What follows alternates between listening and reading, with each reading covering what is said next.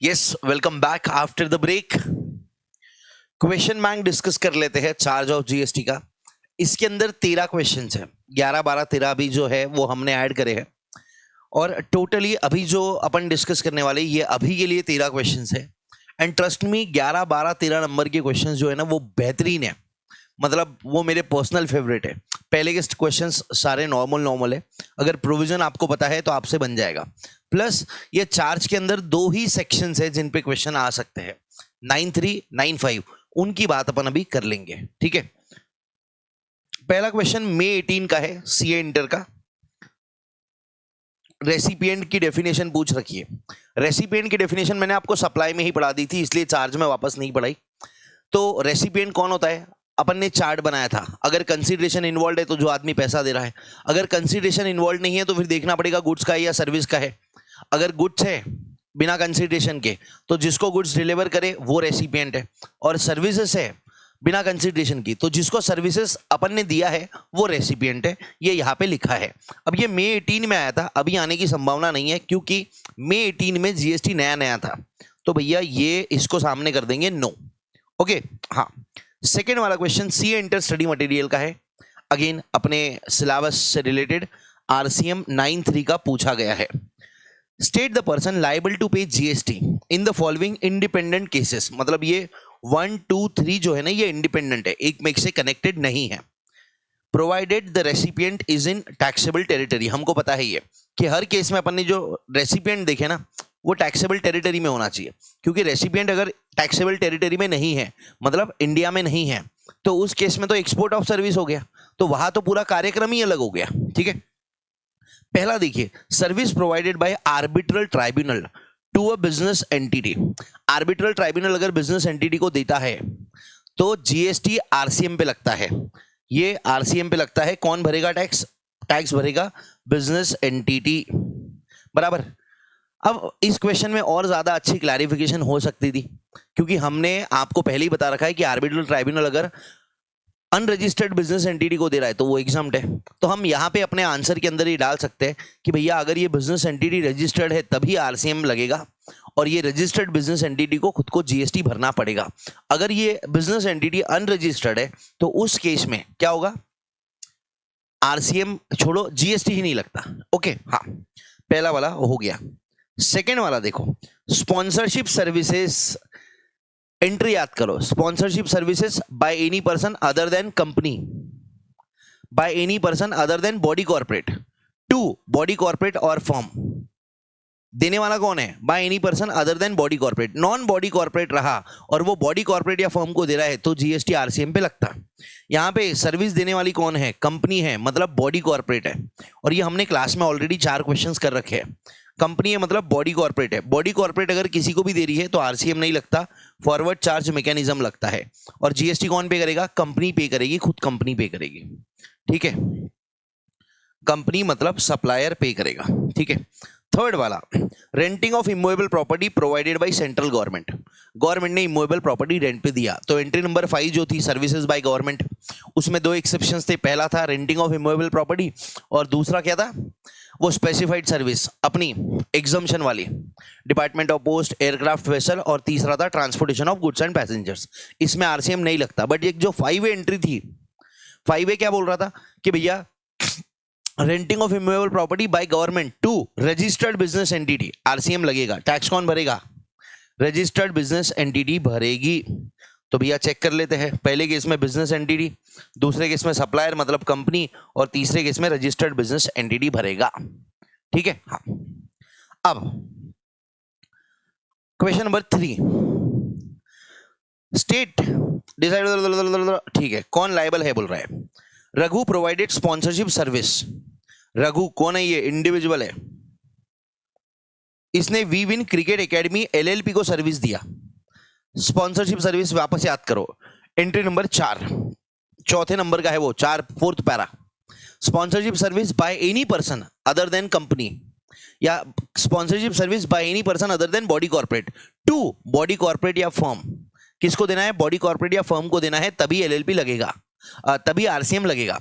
यहां पे किसने दिया? रघु इंडिविजुअल ने दिया।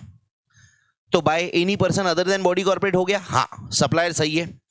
क्या रेसिपिएंट सही है? आरसीएम के अंदर रेसिपिएंट बॉडी कॉर्पोरेट या फर्म होना चाहिए, और यहां पे एलएलपी है, एलएलपी मतलब फर्म होता है, ये मैंने आपको लिखवा दिया है।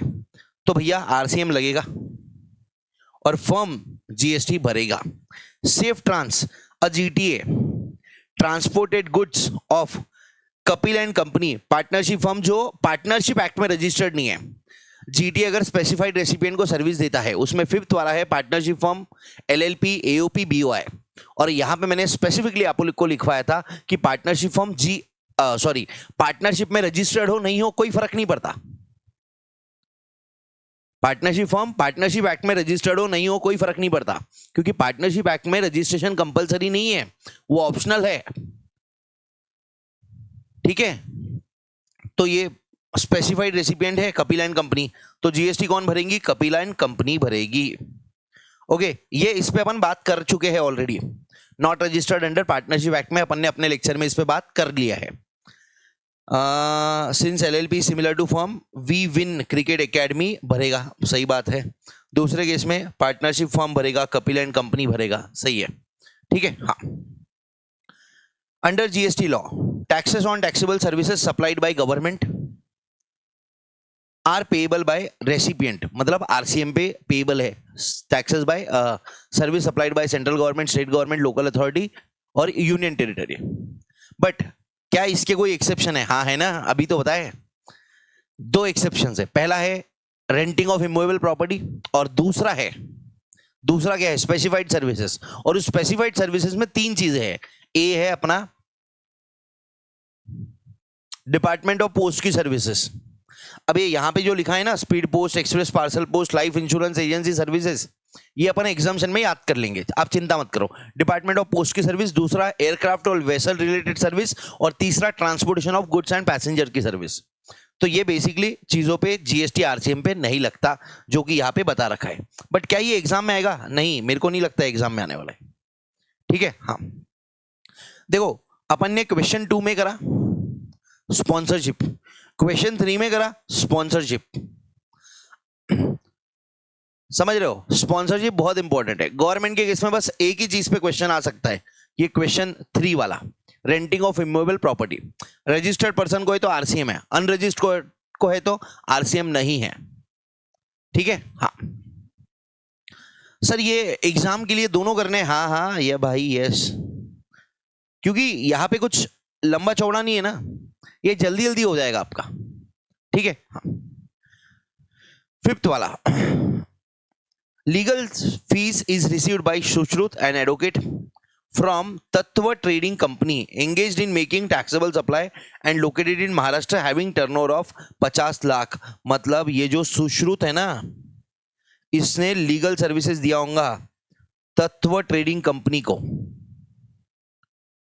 और इनका टर्नओवर कितना है? 50 लाख है। मतलब ये ऑब्वियसली रजिस्टर्ड बिजनेस एंटिटी है। हाँ, और हमने देखा है कि अगर लीगल सर्विसेज एडवोकेट देता है, कोई भी एडवोकेट हो, इंडिविजुअल, सीनियर या फिर फर्म ऑफ एडवोकेट, अगर रजिस्टर्ड बिजनेस एंटिटी को दे रहे हैं तो भैया जीएसटी लगेगा और उसमें आरसीएम लगेगा। तो तत्व ट्रेडिंग कंपनी जीएसटी भरेगी, तत्व ट्रेडिंग कंपनी, बराबर। इसमें और दो चीजें बताई थी मैंने कि अगर नॉन बिजनेस एंटिटी को दिया तो एग्जम्प्ट है, और अनरजिस्टर्ड बिजनेस एंटिटी को दिया तो भी एग्जम्प्ट है। एग्जम्प्ट है, ऑल टुगेदर जीएसटी नहीं लगता। और कहां पढ़ने वाले? अगले चैप्टर एग्जम्पशन में। ओके, हाँ। सीएम एंटर जून 23, 4 मार्क का क्वेश्चन है। In the independent cases state the person liable to pay GST, अगर सप्लायर और रेसिपिएंट दोनों इंडिया में हैं। Fast transport company unregistered under GST. Transport company मतलब जीटीए ही होगा, पर ऐसा डायरेक्टली अज्यूम नहीं कर सकते। आगे देखो, अ जीटीए लिख दिया, ये अनरजिस्टर्ड जीटीए ने ट्रांसपोर्ट करे गुड्स किसके? जॉइंट एंटरप्राइजेस, अ पार्टनरशिप फर्म, फर्म के करे है, which is not registered under partnership act. अरे भैया पार्टनरशिप एक्ट में रजिस्टर्ड हो कोई या नहीं हो कोई फर्क नहीं पड़ता। अगर जीटीए फर्म को सर्विस दे रहा है, वो 7 स्पेसिफाइड, किनको? 7 स्पेसिफाइड रेसिपिएंट को सर्विस दे रहा है, तो उस केस में आरसीएम लगेगा, बराबर है। और जीएसटी कौन पे करेगा? पार्टनरशिप फर्म, उसका नाम क्या है? Joint enterprises, joint enterprises. ठीक है सर, ये जीटी अनरजिस्टर्ड है, कोई फर्क नहीं पड़ता। ये बोलेगा भैया मैं तो नहीं भर रहा हूं, फॉरवर्ड चार्ज तो यूज ही नहीं कर सकता है।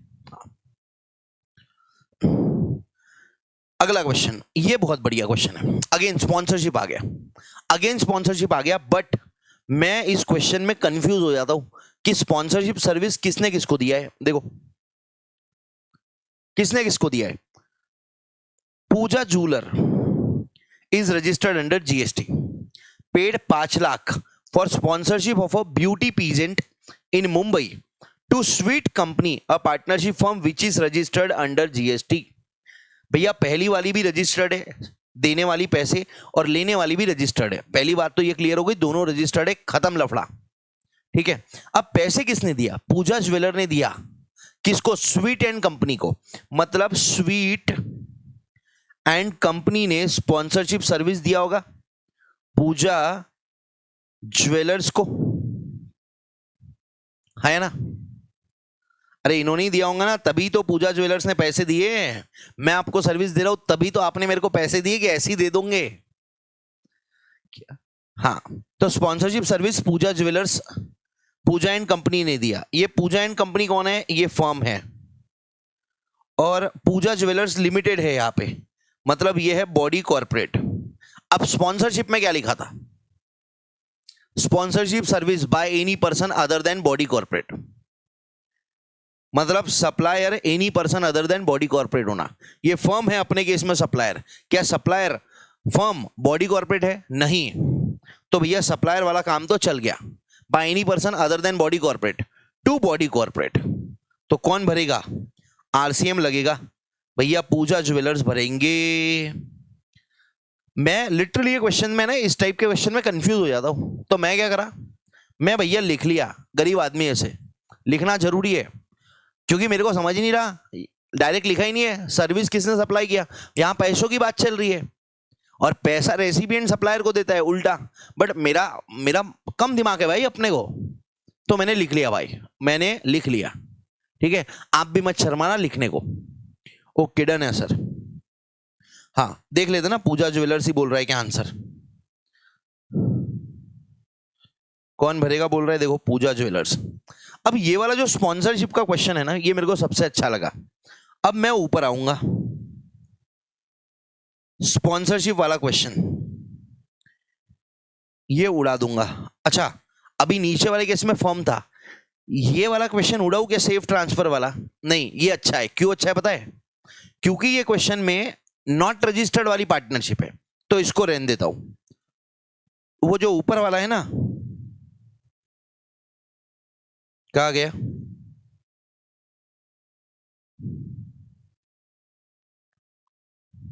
ओहो, इस क्वेश्चन में नॉट रजिस्टर्ड है। किसका? ऊपर नॉट रजिस्टर्ड वाली बात फास्ट में हो गई है ना, तो मैं एक काम करता हूं ना, ये उड़ा ही देता हूं। ये नॉट रजिस्टर्ड भी उड़ गया और स्पॉन्सरशिप भी उड़ गया, दोनों काम हो गया मेरा नीचे में। तो भैया क्वेश्चन 3 को अभी मैं कर दे रहा हूं नो। अभी मैं ये क्वेश्चन 3 को कर दे रहा हूं नो, NO नो। ठीक है, क्योंकि स्पॉन्सरशिप और जीटीए दोनों यहां कवर्ड हो गया, यहां भी जीटीए और स्पॉन्सरशिप दोनों कवर्ड हो गया, तो मेरा ये क्वेश्चन वापस से सेम टाइप का हो गया। अब ऊपर में आर्बिट्रल ट्राइब्यूनल था, स्पॉन्सरशिप सर्विस था ये सेकंड वाला, ये तो भैया मैं काट ही रहा हूं, ये तो भैया मेरे को करना ही नहीं आगे। ठीक है, तो यहां पे क्या करेंगे अपन? इंडिविजुअली यहां पे इसके सामने ना लिखते हुए, ये पहले वाले के सामने नो लिख दो, दूसरे वाले के सामने जैसे यहां पे है ना, पहले वाले के सामने यस लिख दो। वैसे आर्बिट्रल ट्राइब्यूनल ये डायरेक्ट एंट्री है, इसमें कोई इतनी बड़ी बात है नहीं, इसको भी नो कर सकते, इसको भी नो कर सकते। बट ये जो गवर्नमेंट वाला है ना, सेंट्रल गवर्नमेंट वाला, इसको यस कर देना, इसको यस कर देना। ओके हाँ, देखो मैं अपने हिसाब से कर रहा हूं, आप भी अपने हिसाब से जरूर करिए। जरूरी नहीं है मैं किसी चीज को अगर नो बोल रहा हूं कि इसको फर्स्ट रिवीजन के वक्त अपने को रिवाइज नहीं करना है, तो आप भी इसको डायरेक्टली नो बोल दो। आप अपने हिसाब से सोचो, मैं अपने हिसाब से कर रहा हूं, एक बात। दूसरी बात, ये नो वाली बातें तब एप्लीकेबल है जब आपने ये क्वेश्चन बैंक एक बार फिर से खुद से बना लिया है, एक बार मेरे साथ डिस्कशन देख लियो, हाँ, उसके बाद इसको खुद से बनाइए और थर्ड टाइम के लिए, मतलब पहली बार मेरे साथ, दूसरे बार खुद से, और तीसरे बार के लिए आप इसमें नो वाला कार्यक्रम करिए। मतलब थर्ड टाइम जब आप इस क्वेश्चन बैंक को बनाओगे या देखोगे या रिवाइज करोगे तो उस केस में आपने नो लिखे हुए क्वेश्चंस को रिवाइज नहीं करना है। ओके, हाँ। State the person liable to pay GST, independent cases, recipient is located in TT. Obviously TT ही रहेगा, एनटीटी नहीं आ सकता, नहीं तो वो एक्सपोर्ट हो जाएगा। Insurance agent to insurance company, अरे बावला है क्या, बच्चा भी बता देगा। इंश्योरेंस कंपनी भरेगी, आरसीएम लगेगा, ठीक है। और ये क्वेश्चन को इतना बड़ा नो है ना, बिग नो, रिवीजन के काम नहीं आएगा। Recovery agent to car dealer, याद करो मेरी बातें, याद करो, मैंने ब्रेक के पहले आपको बताया था। Recovery agent to bank, NBFC, financial institution, उस पे आरसीएम लगता, बट ये कार डीलर को दे रखा है। मैंने आपको बोला था कि भैया आप मेरे क्लास के फीस के पैसे नहीं दे रहे हो, आप बोले देता हूं, मैंने रिकवरी एजेंट हायर करा आपके हाथ पांव तोड़ने के लिए। उस केस में मेरे को नहीं, सॉरी, रिकवरी एजेंट ने मेरे को सर्विस दिया तो रिकवरी एजेंट जीएसटी पे करेगा, फॉरवर्ड चार्ज मैकेनिज्म लगेगा, ठीक है। पहले केस में रेसिपिएंट इंश्योरेंस कंपनी भरेगी, हाँ। दूसरे केस में रिकवरी एजेंट खुद भरेगा, फॉरवर्ड चार्ज लगेगा, रिकवरी एजेंट सर्विस दे रहा है ना, हाँ। Third case security services, security services 14 number की entry, security services by any person other than body corporate, non body corporate to registered person है, बॉडी कॉर्पोरेट नहीं है, रजिस्टर्ड पर्सन है। Non body corporate to registered person है, नालायको। Charge की hand written notes देखो लिखा है यहाँ पे, sir security services bye non body corporate to registered person, RCM लगेगा। By body corporate to registered person forward charge लगेगा, ठीक है। और नीचे देखो एक क्या लिखा है, नॉन बॉडी कॉर्पोरेट अगर ऐसे रजिस्टर्ड पर्सन को दे रहा है जो कंपोजिशन में रजिस्टर्ड है, मतलब कंपोजिशन डीलर है, तो वहां पे आरसीएम नहीं लगेगा, ठीक है। ये ऐसे देखा करो, रिवाइज करने का, अगर नहीं याद आ रहा है तो लेने का, रिवाइज करने का। तो अभी देखो, security services, service provided by way of security, supply of security personal provided by a firm, firm दे रही है, कौन दे रही है, फर्म दे रही है। किसको दे रही है, रजिस्टर्ड पर्सन को। और ये रजिस्टर्ड पर्सन कौन है, रेगुलर स्कीम वाला है। तो देने वाला कौन है, by any person other than body corporate है, हाँ। रजिस्टर्ड पर्सन को दे रही है, हाँ। आरसीएम लगेगा, हाँ। रजिस्टर्ड पर्सन टैक्स भरेगा, registered person receiving the services. अगर गलती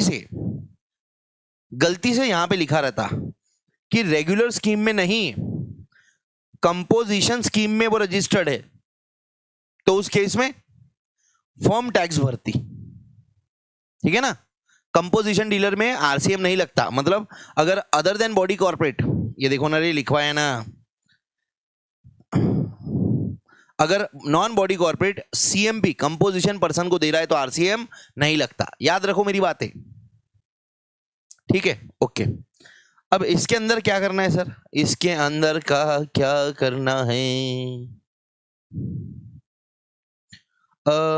ये वाला तो रखना ही पड़ेगा, ये से इसको क्रॉस कर देता हूं, इसको ओके कर देता हूं, और थर्ड वाले को भी ओके कर देता हूं, क्योंकि सिक्योरिटी सर्विसेज पहले केस में आया, और यहीं पे है ना, साथ में लिख देता हूं, if non body corporate to registered person, कौन सा, सीएमपी वाला, कंपोजिशन वाला, तो नो आरसीएम, आरसीएम नहीं लगता।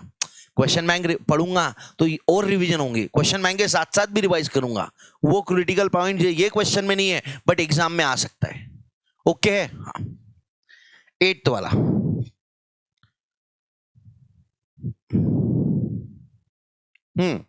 ये एक बार आपने पढ़ना चाहिए था बेटा।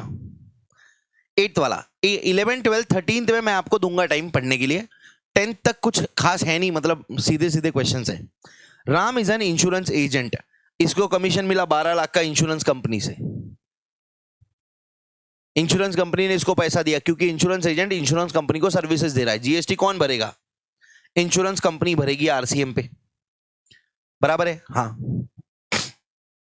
ये इंश्योरेंस एजेंट का डायरेक्ट क्वेश्चन है, ये अपने को जरूरत नहीं है, ठीक है। Shyam is a business facilitator. Business facilitator वो जो गांव गांव में जाके लोगों के अकाउंट खोलने में मदद करता है, बैंक के नया लोन आया, नया लोन आया, नया लोन आया, स्वस्थ रेट में दाम, स्वस्थ रेट में लोन, वो आदमी, ठीक है। बता रखा है बिजनेस फैसिलिटेटर कौन है क्लास के अंदर। Received commission of 1,95,000 from two urban branch of nationalised bank with respect to saving bank account. ये बैंक को जो प्रोवाइड करा है, तो बैंक बिजनेस फैसिलिटेटर ने बैंक को सर्विस दिया है, ठीक है। ये बिजनेस फैसिलिटेटर जीएसटी में रजिस्टर्ड है। यहां पे बिजनेस फैसिलिटेटर जो कि रजिस्टर्ड पर्सन है, इसने बैंक को सर्विसेज दी है। बताइए एंट्री नंबर 12। हाँ एंट्री नंबर 12 है भाई। ये देखो एंट्री नंबर 12, ये बिजनेस फैसिलिटेटर के सामने लिखा है क्या? रजिस्टर्ड होना, अनरजिस्टर्ड होना नहीं लिखा है। मतलब बिजनेस फैसिलिटेटर रजिस्टर्ड हो, अनरजिस्टर्ड हो, दोनों केस में भी आरसीएम लगेगा। बैंक पे करेगी। कौन पे करेगी? बैंक पे करेगी, ठीक। हाँ। Third, Mohan registered under GST is an independent director. Company का इंडिपेंडेंट डायरेक्टर है, मतलब एम्प्लॉयर एम्प्लॉई रिलेशनशिप नहीं है, तो जीएसटी लग सकता। और जब लगता है डायरेक्टर के केस में तो आरसीएम लगता है, कंपनी जीएसटी पे करेगी। बट यहां पे याद रखना एक बात कि अगर डायरेक्टर ने अपने पर्सनल कैपेसिटी में कोई सर्विस दिया है, जैसे इमूवेबल प्रॉपर्टी रेंट पे देना कंपनी को, तो उस पर आरसीएम नहीं लगेगा, उस पर डायरेक्टर खुद जीएसटी भरेगा, ठीक है। ये याद रखने वाली बात है। बट यहां पे तो खैर सिटिंग फीस मिला है उसको, तो आरसीएम लगेगा, कंपनी जीएसटी पे करेगी, कंपनी जीएसटी पे करेगी, कोई दिक्कत नहीं, यहां पे नहीं। बट याद रखना है ना, अरे जैसे अपन ने यहां पे ऊपर लिख के रखा ना, वैसे यहां पे भी लिख के रख दो कि भैया अगर पर्सनल कैपेसिटी में सर्विसेज दिया, इफ पर्सनल कैपेसिटी में सर्विस दिया या इफ पर्सनल कैपेसिटी, तो no RCM. Example, renting of IMVP immovable property, मैंने आपको शॉर्ट फॉर्म दे रखे, लिख दो, आपको ही रिवीजन में मदद होगी भाई, मेरा तो कोई फायदा ही नहीं है। तो देख लेते, पहले केस में इंश्योरेंस कंपनी देंगी, अच्छी बात है। दूसरे केस में बैंक देंगी, अच्छी बात है। और तीसरे केस में कंपनी देंगी, अच्छी बात है। क्या नया है? इंश्योरेंस एजेंट बकवास है, बिजनेस फैसिलिटेटर पहली बार आया है, इंडिपेंडेंट डायरेक्टर भी पहली बार आया है, दोनों को रहने देते। आगे अगर कोई इंडिपेंडेंट डायरेक्टर आएगा तो उड़ा देंगे उसको, ठीक है। अब 9th के पहले 10th वाला कर लेते हैं और फिर 9th वाला करेंगे। Person liable to pay GST, legal fees received by mister Kamal, senior advocate. Senior advocate ने सर्विस दिया है किसको? MSPL को, जिसका एग्रीगेट टर्नओवर पिछले साल का 75 लाख है। मतलब ये जो MSPL है, मेसर्स मतलब बिजनेस है और रजिस्टर्ड बिजनेस एंटिटी है। Senior advocate registered business entity को सर्विस दे रहा है, legal second entry, legal services given by advocate to registered business entity, GST लगेगा और आरसीएम पे रजिस्टर्ड बिजनेस एंटिटी टैक्स भरेगा। MSPL being recipient is liable to pay tax under RCM, पहले case में। दूसरे केस में mister Parag and unregistered author, याद आया क्या? एंट्री नंबर 9, म्यूजिक कंपोजर, हुजूर तेरा तेरा तेरा सुरूर, अपना हिमेश रेशमिया, वो example. Music composer, photographer, artist, ये अगर म्यूजिक कंपनी या प्रोड्यूसर को अपनी कोई कॉपीराइटेड ओरिजिनल वर्क देते हैं, तो उस केस में जीएसटी कौन भरेगा? म्यूजिक कंपोजर या प्रोड्यूसर भरेगा। इनको क्या बोला है? भैया तुम गाने बनाने पे ध्यान दो, फोटो खींचो अच्छे से। इसकी मैंने आपको बताया था, ऑथर भी यही आया करता था, बट बाद में ऑथर को अलग लेके आए। 9A क्या बोलता है? ऑथर अगर अपने पब्लिशर को सर्विस दे रहा है तो आरसीएम लगेगा, बट अगर ऑथर चाहे तो फॉरवर्ड चार्ज में जीएसटी भर सकता है ऑथर खुद, बट उसके लिए ऑथर रजिस्टर्ड होना। यहां ऑथर अनरजिस्टर्ड है। अब ये अनरजिस्टर्ड है ऑथर पराग झंडूबाम, ये खुद जीएसटी भर सकता है क्या? नहीं। आप अगर फॉरवर्ड चार्ज में भरना चाहते हो ना, तो आपको भैया पहले क्या करना पड़ेगा, रजिस्ट्रेशन लेना पड़ेगा। आप अनरजिस्टर्ड हो पराग साहब, आप नहीं भर सकते। फिर कौन भरेगा, आपका publisher messrs law point publication. Second case में मेसर्स लॉ पॉइंट पब्लिकेशन, सही बात है। ये ऊपर वाले को नो कर देंगे, सेकंड वाला हाँ। मिस्टर राहुल इंडिपेंडेंट डायरेक्टर है, वंडरफुल, 2 लाख की सीटिंग फीस मिली है। तो भैया आपका तो काम ही नहीं है, एम्प्लॉय है नहीं आप, सॉरी हाँ एम्प्लॉय है नहीं, जीएसटी लगेगा और 2 लाख पे जीएसटी लगेगा और कंपनी भरेंगी। Company are subject to RCM MSPL, GST भरेंगे आरसीएम में। It is to be noted that ये इंडिपेंडेंट डायरेक्टर है, तो एम्प्लॉयर एम्प्लॉय रिलेशनशिप नहीं है। ओ लिखा है, आपको लिखना है, लिखिए। सर ये क्वेश्चन करना है वापस से रिवीजन में, अरे नहीं भाई ऊपर कर लिया अपन ने इंडिपेंडेंट डायरेक्टर का। Mister Deepesh an executive director of ABPL, executive director, executive director company के एम्प्लॉय होते हैं, एम्प्लॉयर एम्प्लॉय रिलेशनशिप होता है। सर किधर है, सर किधर है सर, देखो रे, executive director employer employee relationship होता है, बुक में लिखवाया है मैंने आपको, ये नालायक को। और ये देखो पर्सनल कैपेसिटी वाली बात, renting of immovable property to company, GST लगेगा और डायरेक्टर खुद भरेगा। ठीक है, अभी खैर अपनी बात क्या चल रही है, एग्जीक्यूटिव डायरेक्टर कंपनी का एम्प्लॉय है, ठीक है हाँ। तो अगर एम्प्लॉयर एम्प्लॉय रिलेशनशिप है तो ये 12 लाख का जो है ये तो सैलरी हो गया, और सैलरी पे जीएसटी नहीं लगता, सेक्शन 192 में टीडीएस कटा होगा इनका, नॉट सब्जेक्ट टू जीएसटी। ठीक है, तो इन स्पाइट ऑफ, अभी मैं क्या सोच रहा था, ये इन स्पाइट ऑफ ये राहुल को उड़ाने से बजाय, क्योंकि इसमें ये पराग वाला क्वेश्चन भी पहली बार आया है अपने को, ऑथर वाला, तो राहुल को रखते हैं, दीपेश को रखते हैं, साथ साथ में हो जाएगा। और ऊपर का जो इंडिपेंडेंट डायरेक्टर ना मोहन, इसको उड़ा देते हैं, इसको उड़ा देते हैं। ठीक है हाँ, नहीं सर मुझे मोहन का रखना है, राहुल को उड़ाना है। अरे भैया आप मोहन को रखो, राहुल को उड़ाओ, टेंशन नहीं है उसमें। ठीक है, अब 9th वाला क्वेश्चन, ये जून 18 में आया था, इसमें काजू वाली बात है। तो मैंने आपको अगर याद होगा तो 9.3 के अंदर मैंने बताया था गुड्स भी आती है, सर्विसेज भी आता है और गुड्स भी आते हैं। ये मैंने क्वेश्चन डाल रखा है एक पर्पस को सॉल्व करने के लिए, मेरा पर्पस। ठीक है, मेरा पर्पस क्या है कि आपका बेस स्ट्रांग करना, आगे आप आईटीसी में जाओगे तब भी ये बात होंगी, तो मैंने बोला पहले एक बार थोड़ी सी झलक देके रख देते हैं। ओके, गुड्स, इसके अंदर सबसे पहली एंट्री थी कैशिव नट। अगर आपने अपनी बुक में पढ़ी होंगी, मैंने आपको बोला था पढ़ लेना, कैशिव नट्स, चाहे पील्ड हो, नॉट पील्ड हो, शेल्ड हो, रॉ कैशिव नट।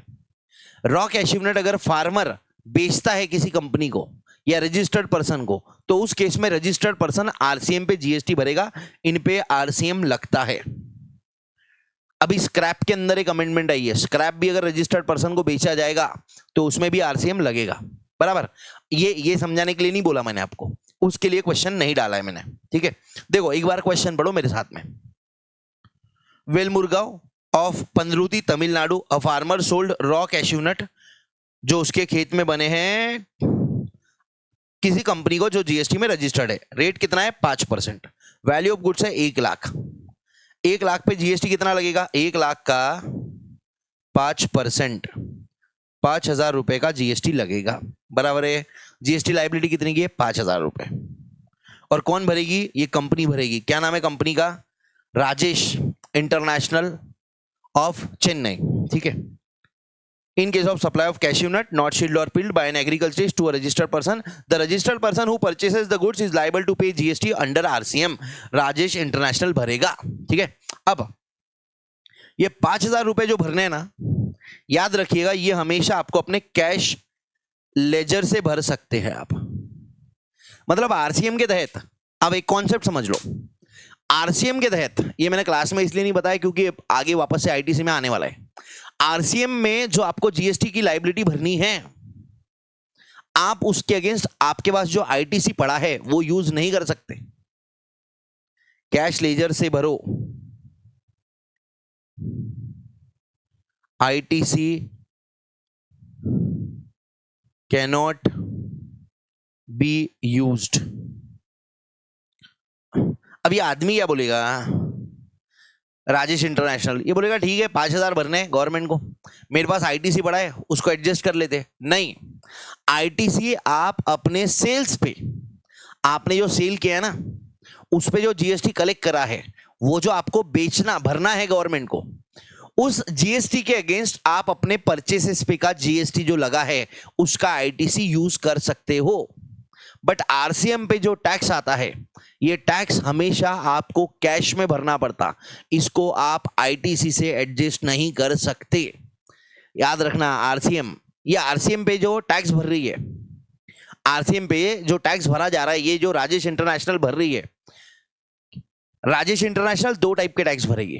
हर आदमी ऑलमोस्ट 2 टाइप के टैक्स भरता है। पहला, वो टैक्स जो उसने सेल्स पे कलेक्ट किया है,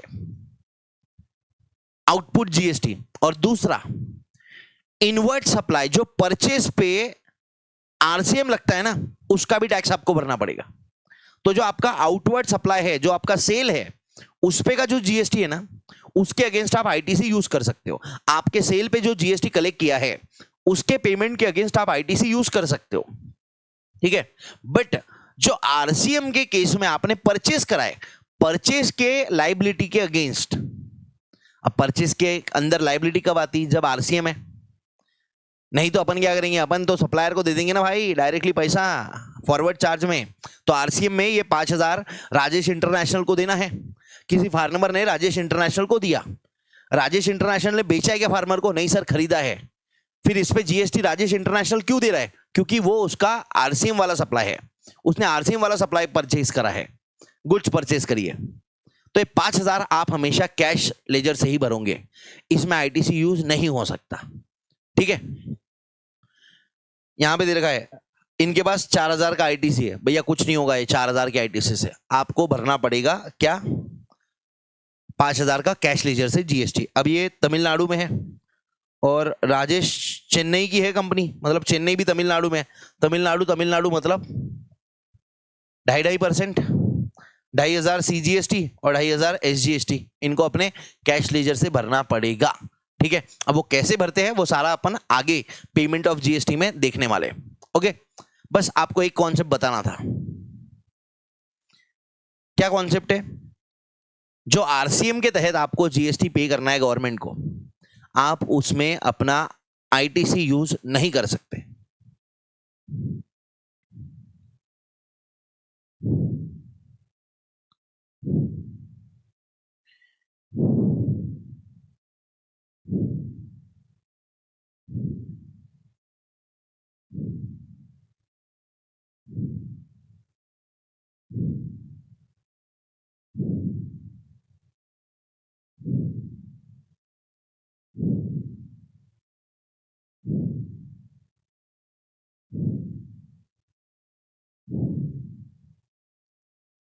कैश में देना पड़ेगा, कैश मतलब ऐसा रोकड़ा, अरे नहीं भाई, आपको कैश लेजर में जमा करवाना पड़ता, उसमें से डेबिट होता, मतलब ये पेमेंट करना पड़ेगा गवर्नमेंट को, ठीक है। डन है, हाँ। 10th हो गया, 9th हो गया। सर 9th एग्जाम में आएगा क्या, संभावनाएं बहुत कम है, अब नहीं आता ऐसा, ये 2-3 चीजें आएगी, बट ये एमसीक्यू में आ सकता है कि आरसीएम की लायबिलिटी थी, उसके अगेंस्ट आईटीसी यूज करने की बात कर रहा था बंदा, सही है कि गलत है, आप बोलेंगे गलत है, चलता ही नहीं। आरसीएम का जो टैक्स पे करना है आपको, जो आपने परचेस कर रखा है उस पे, वो सिर्फ कैश लेजर से जाएगा। अब कैश लेजर क्या होता है ये बाद में बात करेंगे, अभी नहीं, ठीक है। अब ये 11, 12, 13 ये प्योरली हमारे बनाए क्वेश्चन है, ठीक है। मतलब इसको बहुत सारा हमने घुमा फिरा के, ट्विक कर घुरा के, आधे कोई जगह पे क्वेश्चन थे बट आधे अच्छे थे आधे खराब थे, तो उसको पूरा का पूरा प्रॉपरली ऑर्गेनाइज करके ये बनाया है। अगर कहीं जिंदगी में किसी के बुक में क्वेश्चन मिले तो प्लीज हमको जरूर रिपोर्ट करें, ठीक है। नंबर मेरा आपके पास है, वो चोर चोर चोट्टा कहलाएगा। क्वेश्चन 11, क्योंकि ये क्वेश्चंस आपके पास नहीं होंगे, मतलब आई डोंट थिंक सो कि आपके पास ये क्वेश्चन अभी होंगे, है ऐप के अंदर डले हैं बट अदर देन दैट नहीं होंगे, तो मैं ये चाहता हूं 1 मिनट के अंदर आप ये सारे क्वेश्चंस पढ़ लीजिए, ठीक है। हाँ, ये फुल स्क्रीन रही आपके लिए, ये क्वेश्चन पढ़ो। आंसर मत देखना प्लीज, मजा आ जाएगा आपको ये क्वेश्चन पढ़ के।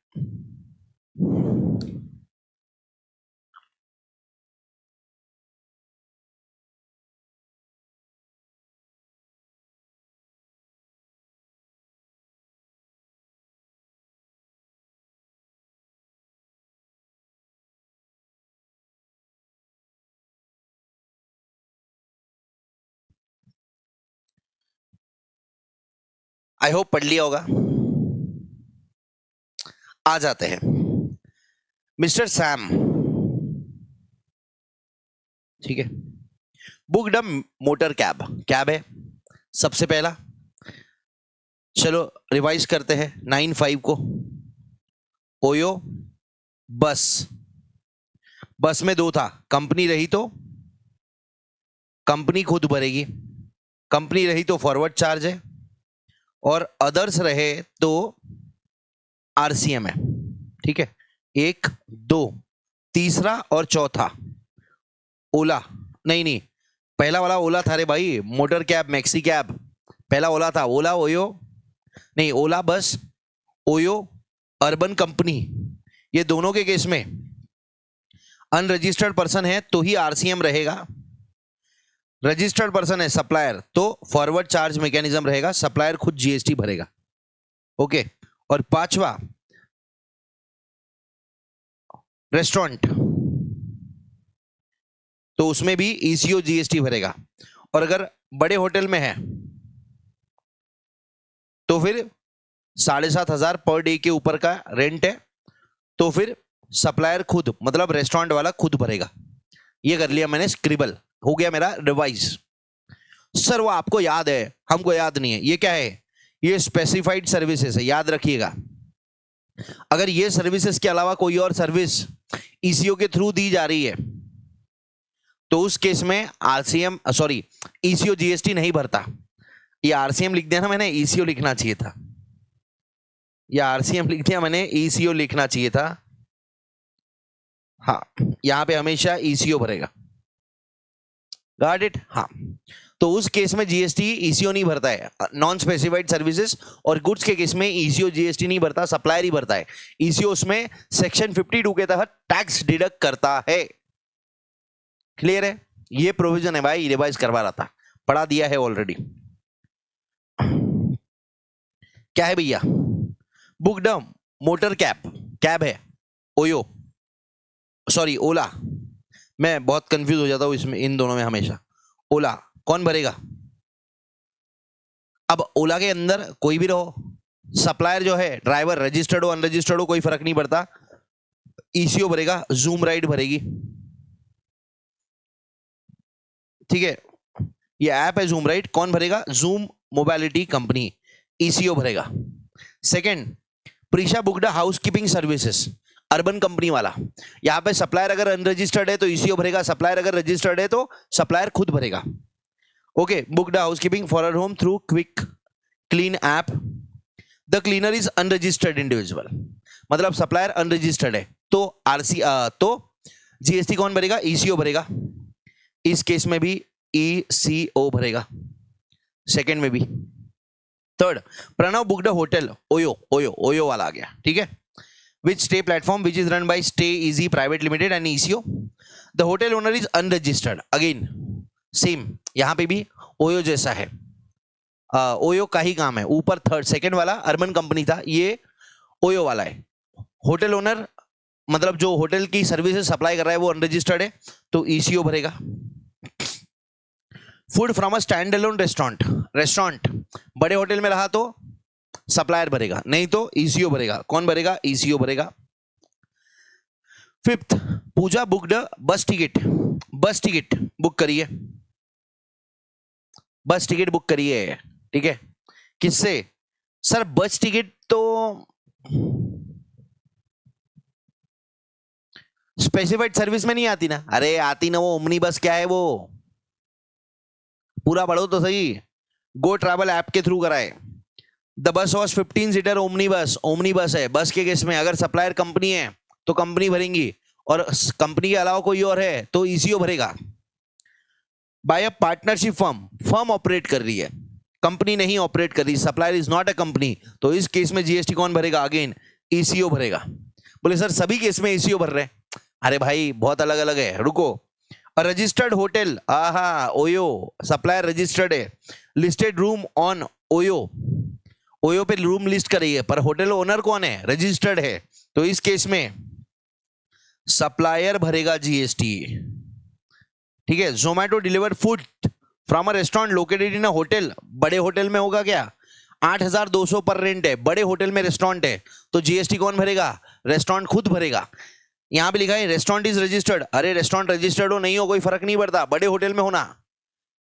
सर हमको लगा ये रेस्टोरेंट रजिस्टर्ड है ना, इसके लिए जीएसटी ये रेस्टोरेंट भर रहा है ना। ये रेस्टोरेंट मतलब सप्लायर, सप्लायर जीएसटी भर रहा है क्योंकि ये बड़े होटल में रेस्टोरेंट है।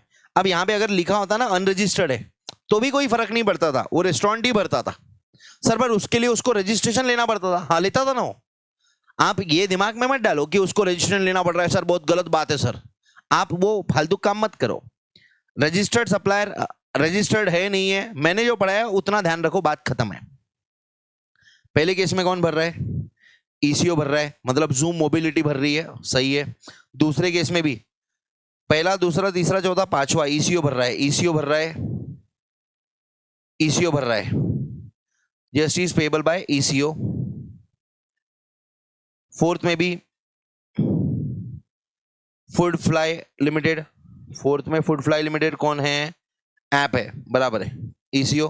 फिफ्थ में भी सर्विस प्रोवाइडर कंपनी नहीं है, सप्लायर कंपनी है, तो GST, GST is payable bye go travel under RCM. ये यहाँ पे आरसीएम लिखा है, गलत है, आप इसको आरसीएम को डिलीट कर देना, आप आरसीएम मत लिखना।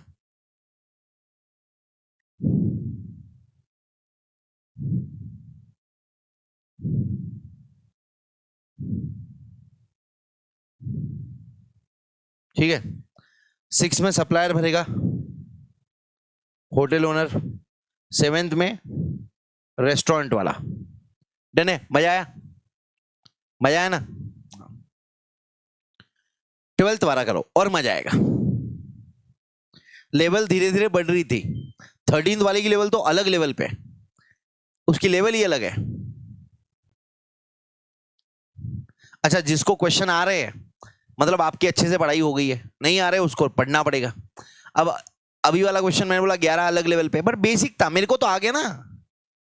सर आपको आता है इसलिए आ गया, आप इतने बार पढ़ाते हो। हाँ मेरी एग्जाम नहीं फिर भी मैं पढ़ता हूं, आपकी एग्जाम है तो भी आप नहीं पढ़ते हो। अरे पढ़ो ना फिर, उसको वो याद करना पड़ेगा 5 सर्विसेज, ये जो मैंने लिखवाई ना, ये इतना तो याद होना ही, इतना मिनिमम याद होना, ठीक है ना, इतना ही याद करो। वो पूरा बाकी का कार्यक्रम ज्ञान वो याद मत करो, इतना ही रटे हुआ है तो काफी है।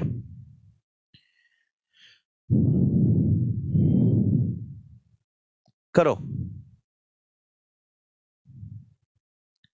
लाइव वाली जनता भी करेंगी, यूट्यूब वाली जनता कमेंट करे कि भैया कैसा लग रहा है, मजा आ रहा है नहीं आ रहा है। हेलो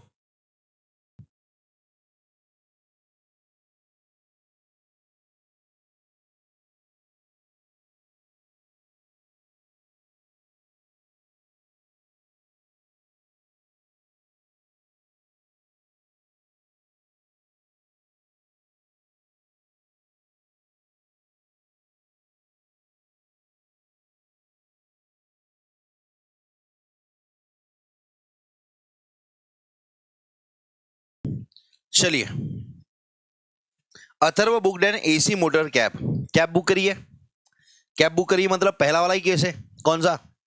ओला वाला। उसमें ड्राइवर रजिस्टर्ड हो अनरजिस्टर्ड हो कोई फर्क नहीं पड़ता, हमेशा ईसीओ भरेगा जीएसटी। हाँ।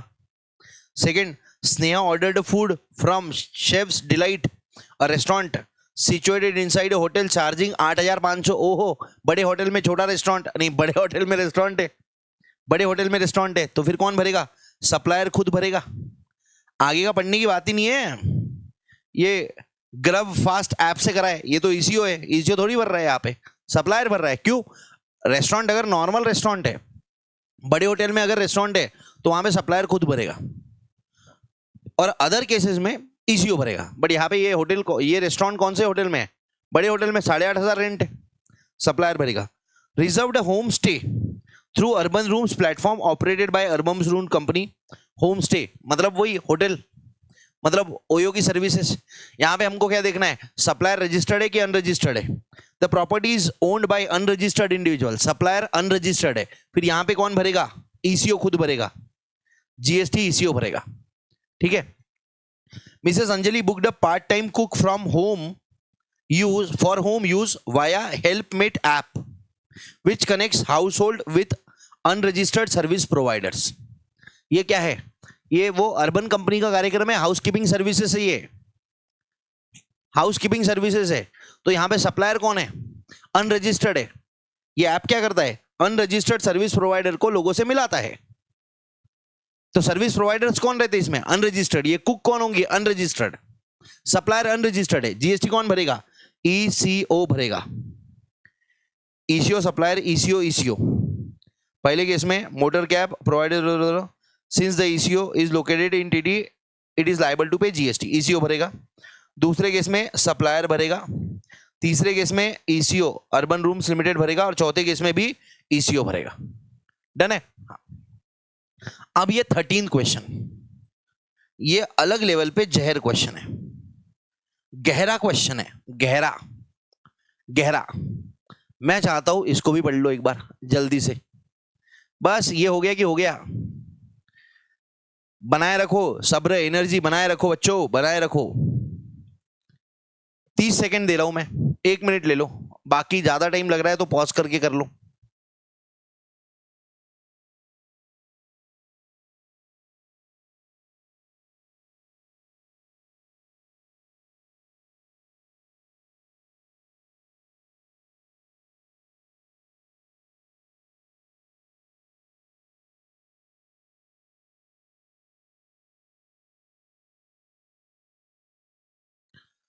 हाँ भैया, हो गया होगा, नहीं हुआ तो नलायक हो तुम। A registered yoga instructor list his service on Fitzone app and easier facilitating wellness services in India. He collects payment directly from customer. एक योगा इंस्ट्रक्टर है, वो अपनी सर्विसेज किसी ईसीओ के थ्रू दे रहा है लोगों को। ईसीओ का नाम है फिटजोन ऐप। तो यहां पे जीएसटी कौन इसमें लगेगा, कौन भरेगा जीएसटी बताओ सर। ये स्पेसिफाइड सर्विस नहीं है, ये स्पेसिफाइड सर्विस नहीं है। नॉट अंडर 9(5) में योगा है क्या, नहीं, योगा से नहीं होगा। तो यहां पे कौन भरेगा, योगा इंस्ट्रक्टर, सप्लायर खुद भरेगा जीएसटी। ऐसा भी क्वेश्चन आ सकता है आपको। क्यों, अरे कौन जीएसटी भरेगा वही पूछ रहा है। जरूरी थोड़ी है 9(5) की सर्विसेज दे आपको, 9(5) के अलावा भी तो सर्विस होती है। ये योगा इंस्ट्रक्टर की है, जिम ट्रेनर की हो सकती है, हो सकता है। क्लियर है। हाँ मिस्टर सुरेश, मजा आया ना। अब जिनने सोचा नहीं ना क्रिटिकली, वो सोच रहे अरे बाप रे कैसा हो गया ऐसा। मिस्टर सुरेश बुक्ड अ वोल्वो बस ओमनी बस through travel now app and Indian eco for interstate travel. ठीक है, और ओमनी बस सप्लायर कंपनी रहा तो कंपनी भरेगा, और सप्लायर बाकी लोग रहे तो ईसीओ भरेगा। ये रिवाइज कर लिया। The bus operator is a company registered under GST. Company भरेंगी ना, कंपनी भरेगी, वोल्वो बस, ठीक है, कंपनी भरेगी। कंपनी मतलब सप्लायर खुद भरेगा। सप्लायर का नाम दे तो नहीं रखा है, वोल्वो बस भरेगी, शायद हो सकता है वोल्वो बस नाम होगा इसका, तो वोल्वो बस भरेगी, ईसीओ नहीं भरेगा। क्यों, बस की सर्विस अगर कंपनी दे रही है तो कंपनी खुद भरती है। Third, an unregistered person listed his villa on Tripnest. अच्छी बात है, मतलब सीधी बात समझ में आ गई, सप्लायर तो अनरजिस्टर्ड है। और ये विला, विला मतलब क्या है, वही हो गया ओयो। ओयो, अरे मैंने ओयो का एग्जांपल लिया था, बट वो होटल वाली सर्विस दे रहे हैं ना, अकोमोडेशन वाली सर्विस। तो अकोमोडेशन वाली सर्विस में क्या था, सप्लायर अगर अनरजिस्टर्ड है तो ईसीओ भरेगी, सप्लायर रजिस्टर्ड है तो सप्लायर भरेगा। ये अनरजिस्टर्ड आदमी है तो कौन भरेगा, ईसीओ भरेगा। ठीक है, अगला रजिस्टर्ड होम ट्यूटर, बाप रे होम ट्यूटर भी रजिस्टर्ड हो रहे। ऑफर्स ऑनलाइन कोचिंग, ये ऑनलाइन कोचिंग सर्विस दे रहा है एजुकेशनल, तो क्या ये ईसीओ में आती है? क्या स्पेसिफाइड है? नहीं है, स्पेसिफाइड नहीं है, 9(5) लगता ही नहीं। फिर कौन भरेगा? सप्लायर खुद भरेगा, मतलब ये ट्यूटर भरेगा, ट्यूटर। हाँ भैया देखो आंसर, पहले केस में GST is payable by yoga instructor, बराबर है। दूसरे केस में GST is payable by the supplier itself, company, bus operator is a company, GST is payable by the supplier. Third case में ईसीओ भरेगा, GST is payable by ECO, Tripnest. और fourth case में educational coaching services are not अन, GST is payable by tutor, tutor खुद भरेगा। ये अपने 9395 के सारे क्वेश्चन हो गए, दैट्स इट। आंसर बचा पार्टी, ये CQ6 और CQ7 ये 2 क्वेश्चंस अपने रह गए थे, इनको अपन जल्दी से निपटा देते हैं अगले 5 मिनट में। State the person liable to pay GST provided recipient is in taxable territory, मतलब इंडिया में है।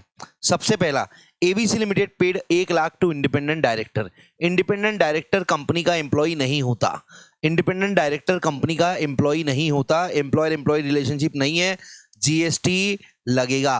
और अगर जीएसटी लगेगा तो आरसीएम के तहत जीएसटी कौन पे करेगी? कंपनी पे करेगी। और यहाँ पे लिखा भी नहीं है कि भैया पर्सनल कैपेसिटी में इंडिपेंडेंट डायरेक्टर ने सर्विसेज दे रखा है, तो वो भी कोई एंगल है ही नहीं। Okay, second, business, government has provided business support services. Government ने बिजनेस सपोर्ट सर्विसेज दिया है एबीसी लिमिटेड को, गवर्नमेंट ने सर्विसेज दिया है किसी रजिस्टर्ड पर्सन को, तो भैया आरसीएम लगेगा। एबीसी लिमिटेड कौन है? बॉडी कॉर्पोरेट है, तो आरसीएम लगेगा। पहला दूसरा तो कोई खास नहीं है। थर्ड वाला क्वेश्चन बेहतरीन है, insurance company selling insurance policies through ECO and paying commission to ECO. अब यहां पे जो इंश्योरेंस कंपनी है ये इंश्योरेंस पॉलिसी ईसीओ के थ्रू बेच रही है। सबसे पहले अपने दिमाग में एंगल आएगा कि सर सेक्शन 95 लगता क्या? सेक्शन 95 में स्पेसिफाइड सर्विसेज अगर आप ईसीओ के थ्रू देते हो तो वहां पे जीएसटी ईसीओ भरेगा, बट क्या इंश्योरेंस की सर्विसेज 95 में स्पेसिफाइड है? नहीं है, तो भैया 95 लग नहीं सकता। अब क्या हम ऐसा बोल सकते हैं कि ईसीओ इंश्योरेंस एजेंट है और इंश्योरेंस कंपनी को सर्विस दे रहा है? क्या हम बोल सकते हैं ईसीओ इंश्योरेंस एजेंट है और इंश्योरेंस कंपनी को सर्विस दे रहा है उनकी पॉलिसीज बेच के देने की? तो नहीं, यहां पे ईसीओ इंश्योरेंस कंपनी का एजेंट नहीं है, तो ये वाले के तहत आरसीएम नहीं लगेगा। यहां पे क्या हो रहा है, सी में सिंपली नॉर्मल सी चीज हो रही है कि इंश्योरेंस कंपनी ने जो भी अपनी इंश्योरेंस पॉलिसी है कोई इलेक्ट्रॉनिक कॉमर्स ऑपरेटर की वेबसाइट पे, ऐप पे लिस्ट करके रख दी है। कस्टमर आता है, ये पॉलिसीज खरीदता है, ईसीओ को पैसे देता है, ठीक है। ईसीओ क्या करेगा? अपना कमीशन काटेगा और बचा हुआ पैसा इंश्योरेंस कंपनी को देगा। ना ये स्पेसिफाइड सर्विस है, 95 में नहीं आता है, प्लस ना यहां पे आरसीएम लगता है। Insurance company insurance agent to insurance company, insurance agent नहीं है ईसीओ, ईसीओ इंश्योरेंस एजेंट नहीं है, याद रखना। तो यहां पे ना आरसीएम लगेगा ना यहां पे 95 लगेगा, तो यहां पे क्या लगेगा? सिंपल लगेगा, इंश्योरेंस कंपनी अपने कस्टमर को सप्लाई कर रही है सर्विस का, तो इंश्योरेंस कंपनी जीएसटी पे करेगी, बराबर है? हाँ। और ये जो ईसीओ है ना, इसको सेक्शन 52 में टैक्स कलेक्ट करना पड़ेगा, आगे आएगा सेक्शन 52, अभी उसकी चिंता आप मत करो। ओके, तो यहां पे देखो आंसर में क्या दे रखा है, sale of insurance policies through ECO, RCM apply when services are provided by insurance agent to insurance company, बराबर है। In this scenario ECO is not an insurance agent, ECO उनका एजेंट नहीं है। Since ECO is not a licensed insurance agent, ये RCM में नहीं आता है, एफसीएम लगेगा। मोर ओवर ये स्पेसिफाइड सर्विस भी नहीं है, तो ईसीओ को भी जीएसटी नहीं भरना पड़ेगा। यहाँ पे 2 अलग सर्विसेज है, एक इंश्योरेंस सर्विस जो इंश्योरेंस कंपनी कस्टमर को दे रही है, इस पे जीएसटी कौन भरेगी? इंश्योरेंस कंपनी भरेगी फॉरवर्ड चार्ज मैकेनिज्म में। एंड जो प्लेटफॉर्म सर्विस ईसीओ दे रहा है जिसके लिए ईसीओ कमीशन चार्ज करेगा और उस कमीशन पे जो जीएसटी लगेगा वो खुद ईसीओ भरेगा। ठीक है ना, क्योंकि ईसीओ सप्लायर है, सप्लायर ऑफ सर्विसेज। कौन सी सर्विस? कि कंपनी का प्रोडक्ट यहां पे लिस्ट करने देने का। Hence GST is applicable separately on both services under forward charge। पहले इसमें इंश्योरेंस कंपनी भरेगी और दूसरे इसमें ईसीओ भरेगा, और ये ईसीओ जो इंश्योरेंस कंपनी को पैसा देगा ना, ये कंपनी को, तो उसमें अपना कमीशन काट के देगा, प्लस टैक्स भी कलेक्ट करेगा ईसीओ। क्योंकि याद करो मैंने आपको बताया था, ईसीओ के थ्रू गुड सप्लाई कर रहे हो या सर्विस, सर्विस में स्पेसिफाइड नॉन स्पेसिफाइड, स्पेसिफाइड वाले में 95 लगता, नॉन स्पेसिफाइड सर्विस और गुड्स के केस में ईसीओ को टैक्स कलेक्ट करना पड़ता अंडर सेक्शन 52। क्लियर है? हाँ। उसके बाद 7th सिंपल है, ठीक है, बस ये क्वेश्चन कॉम्प्लिकेट करके दे दिया है मैंने, ये सी वाला। हो सकता है भैया ऐसे टाइप का आ जाए, बच्चा कंफ्यूज हो जाए, बोले ईसीओ भरेगा या इंश्योरेंस कंपनी भरेगी, तो उसका प्रॉपर लॉजिक या आंसर प्रॉपरली दे रखा है, और ये आंसर्स बहुत ज्यादा डिटेल में दे रखा है, सो दैट इन केस आपको अगर आगे चल के याद ना है तो इसको रिवाइज करते वक्त आपको आराम से क्वेश्चन पढ़ के, आंसर पढ़ के समझ में आ जाएगा क्या क्राइटेरिया, क्या सिनेरियो बन रहा है। 7th, ABC limited is GST registered, इनका टर्नओवर है 4 करोड़। अच्छी बात है, रजिस्टर्ड है। It has received the following services, मतलब ये सर्विसेज मिली है। इसका एप्लीकेबिलिटी बताइए। Service by way of department of post, department of post की सर्विस कौन सी? Speed post. स्पीड पोस्ट के केस में आरसीएम नहीं लगता भैया, आरसीएम नहीं लगता। तो सर्विस दे कौन रहा है यहाँ पे? डिपार्टमेंट ऑफ पोस्ट सर्विस दे रहा है एबीसी लिमिटेड को। याद करिए मैंने आपको बताया था कि अगर स्पीड पोस्ट पे आरसीएम लगने लग गया तो 140 करोड़ भारतीयों को रजिस्ट्रेशन लेना पड़ेगा, ठीक है। तो उसके लिए स्पीड पोस्ट में क्या बोला है, डिपार्टमेंट ऑफ पोस्ट में क्या बोला है कि भैया यहाँ पे आरसीएम नहीं लगेगा, यहाँ पे आरसीएम नहीं लगेगा, और ना ही ये सर्विसेज एग्जम्प्ट है, तो ना यहाँ पे आरसीएम लग रहा ना ये एग्जम्प्ट है। तो जीएसटी कौन भरेगा? सप्लायर, मतलब डिपार्टमेंट ऑफ पोस्ट, पोस्ट वाला जीएसटी भरेगा, ठीक है। Second, renting of immovable property services provided by government to ABC limited, registered person को दिया। अब याद करिए RCM 5A, entry number 5A, अगर गवर्नमेंट सर्विस देती है इमूवेबल प्रॉपर्टी रेंटिंग का, किसको? अनरजिस्टर्ड पर्सन को, तो वहां पे आरसीएम लगता, सॉरी रजिस्टर्ड पर्सन को, तो वहां पे आरसीएम लगता। अनरजिस्टर्ड को दिया तो आरसीएम नहीं लगता। ये किसको दिया है? एबीसी लिमिटेड को दिया है, रजिस्टर्ड है, तो आरसीएम लगेगा। और जीएसटी कौन भरेगा? एबीसी लिमिटेड भरेगी। डन है? हाँ। 8th वाला, सर्विस कौन भरेगा? बोला ठीक है। Service by way of transportation of goods by road provided by GTA, GTA registered है to a company, GTA service दे रहा है स्पेसिफाइड रेसिपिएंट को। जीटीए कौन सा? 5% वाला है, यहां लिखा नहीं है बट हम अज्यूम कर लेंगे 5% वाला है। अब ये नीचे नोट में देना पड़ेगा आपको कि भैया 5% वाला है। जीटीए सर्विस दे रहा है स्पेसिफाइड रेसिपिएंट को। कौन कौन आते हैं स्पेसिफाइड रेसिपिएंट में? Factory, society, cooperative society, body corporate, partnership firm, AOP, BOI, LLP, registered हो, नाउ रजिस्टर्ड हो, पार्टनरशिप फर्म, पार्टनरशिप एक्ट में। 6 casual taxable person, 7th registered person. अब ये कंपनी को दे रही है, बॉडी कॉर्पोरेट है, भैया आरसीएम लगेगा, कंपनी टैक्स भरेगी। 6th सीनियर एडवोकेट है, ये क्वेश्चन अपन ने ऑलरेडी क्वेश्चन बैंक में कर रखा है। सीनियर एडवोकेट है, इसने सर्विस दिया एबीसी एसोसिएट्स को। जो फॉर्म ऑफ एडवोकेट है 5 लाख के लिए, 5 लाख के दिया, और एग्रीगेट टर्नओवर ऑफ, ठीक है, ये आपको नहीं पता। एबीसी लिमिटेड का टर्नओवर कितना है? 36 लाख से, मतलब पिछले साल का टर्नओवर 36 लाख से।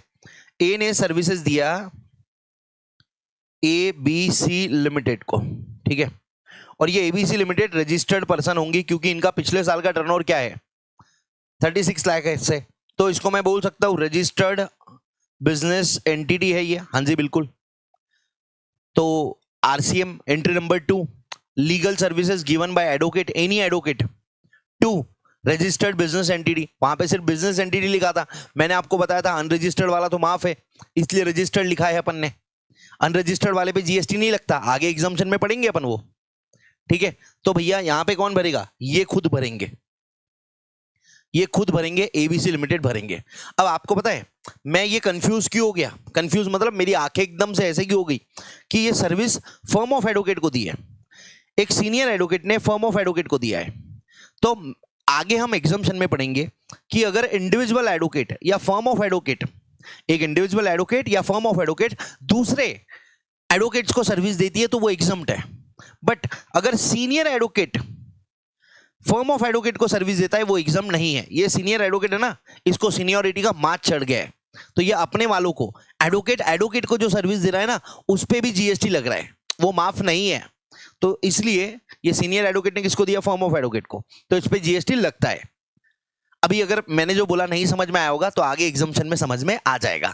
जिनको ऑलरेडी जिन्होंने पढ़ रखा है उनको याद है तो ठीक है, नहीं तो आगे अपन एग्जामिनेशन में इसको डिटेल में करने वाले। आर्बिट्रल ट्राइब्यूनल बिजनेस एंटिटी को दे रहा है, ऑब्वियस है सर, बिजनेस एंटिटी भरेगी। अगेन ये बिजनेस एंटिटी रजिस्टर्ड होनी चाहिए, तो बिजनेस एंटिटी भरेगी। यहाँ पे एबीसी लिमिटेड और यहाँ पे बिजनेस एंटिटी। ठीक है, दैट्स इट, इतना ही था। ये 3 क्वेश्चंस बच गए थे, वो मैंने आपको दे दिए। अब आप इनको अच्छे से करिए। क्वेश्चन बैंक का डिस्कशन अपना ऑलरेडी अभी हो चुका है, हो गया, फाइनली खत्म हो गया। मैंने आपको बताया था बचपन में कि देखो 9-3 और 9-5 से क्वेश्चन आते हैं इंटरमीडिएट में। ये 9-5 के भी बहुत कम क्वेश्चन आते हैं, पर भैया आए तो बैंड बच जाएगी इसलिए। और क्वेश्चन कुछ हार्ड नहीं है ना, बस वो ध्यान में रखना है। तो अभी चार्ज के अंदर आपको 2 ही चीजें ध्यान में रखनी है, एक 9-3, दूसरा 9-5। सर वो जो 9-1 था चार्जिंग सेक्शन, उसमें से बस एक ही चीज आ सकती है, क्या? कि undenatured extra neutral alcohol used for the manufacturing of alcoholic liquor for human consumption, उस पे जीएसटी नहीं लग रहा है, बस वही है। और वो तो क्या है, मैं आपको रटवा दूंगा, 5-6 बार और आएगा अपने पास, तो वो तो याद हो ही जाएगा। बाकी इंट्रास्टेट सप्लाई पे जीएसटी लगता है, ये पूछेंगे तालिया तालिया तालिया, नहीं। 9 to 5 पेट्रोलियम प्रोडक्ट पे नहीं लगता, ये तो चैप्टर 1 में कवर्ड है। 9-4 आपको है ही नहीं इंटर के सिलेबस में, बुक में दे रखा है, क्वेश्चन नहीं आता उसका। बुक के नीचे पूरा लिखा है कि ये डिटेल में फाइनल में आएगा, और फाइनल में हम उसको डिटेल में कवर करवाते हैं। 9-4 आपको देखना है तो आप देख लो, GST on real estate by CA Pranav Chandak, YouTube पे आपको मिल जाएगा मेरे चैनल पे, उसमें पूरा 9-4 पूरा कवर्ड है। 9-4 कवर्ड है वो क्या कहते हैं उसको, long term lease, transfer of development right और floor space index, FSI TDR, वो पूरा कवर्ड है उसमें। बट आपके इंटर में आता ही नहीं है वो इंटर में, फिर क्या बचा है? 9-3 9-5, 9-1 में तो दम नहीं है। और कभी ऐसे हो ही नहीं सकता कि अगर 9-1 का क्वेश्चन आ गया, वो रॉ मटेरियल दारू का, undenatured extra neutral alcohol used for the manufacturing of दारू, तो उस पे जीएसटी नहीं लगता। अगर ये क्वेश्चन आ गया और आपको याद नहीं रहे, ऐसा हो ही नहीं सकता। क्लियर है? तो बेसिकली चैप्टर में अपने को 9-3 9-5 दो ही चीज पढ़नी है, और कंपोजिशन स्कीम, भर भर के क्वेश्चन है कंपोजिशन स्कीम के, वो भी पढ़ेंगे अपन। देखो आज जल्दी छोड़ दिया मैंने, 10 मिनट जल्दी छोड़ा है, 10 मिनट पूरे। तो जो एक लेक्चर 3 घंटा 9 मिनट का हुआ था ना, अपना क्रेडिट सेट ऑफ हो गया बेटा।